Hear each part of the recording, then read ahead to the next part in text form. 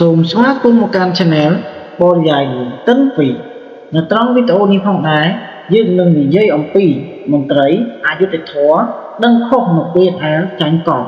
តែត្រូវជាប់ទុកទៅវិញឃ្លាថាមន្ត្រីអយុត្តិធម៌ដឹងខុសនៅពេលដែលចាញ់កោតតែត្រូវជាប់ទុកទៅវិញនោះគឺ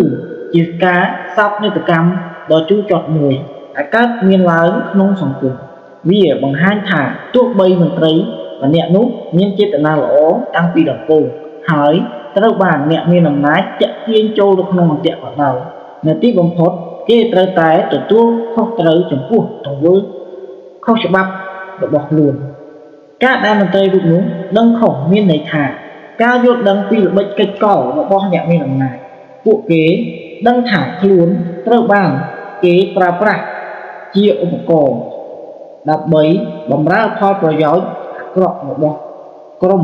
ឬបុគ្គលដែលមានអំណាចការដឹងខុសនោះកើតឡើងនៅពេលដែលល្បិចកិច្ចកលនោះត្រូវបានលាតត្រដាងហើយ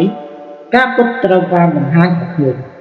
ការសោកស្ដាយចំពោះទង្វើរបស់ខ្លួនពួកគេមានអារម្មណ៍ថាសោកស្ដាយយ៉ាងខ្លាំងចំពោះការសម្រេចចិត្តដែលធ្វើឡើងក្រោមឥទ្ធិពលឬការលបួងរបស់អ្នកមានអំណាចការសោកស្ដាយនេះអាចកើតឡើងដោយសារតែពួកគេបាត់បង់ឧត្តមគតិនិងកេរ្តិ៍ឈ្មោះរបស់ខ្លួនទោះជាយ៉ាងណាក្តីការដឹងខុសនេះមិនអាចជួយឲ្យពួកគេរួចខ្លួនពីទុក្ខទោសនោះឡើយព្រោះច្បាប់ត្រូវបានអនុវត្តមិនថាមានចេតនាបែបណាត្រូវបានគេបោកបញ្ឆោតបែបណាដោយធ្វើខុសច្បាប់នៅតែជាអំពើខុសច្បាប់ដូច្នេះមន្ត្រីរូបនោះត្រូវតែទទួលខុសត្រូវចំពោះទង្វើដែលខ្លួនបានប្រព្រឹត្តមិនថាតាមការរយៈទទួលសំណូកការរំលោភអំណាចឬការសម្រេចចិត្តអយុត្តិធម៌នោះទេការចាញ់កលមិនមែនជាលេសនៅក្នុងកសែតភ្នែកច្បាប់ការចាញ់កលមិនមែនជាហេតុផល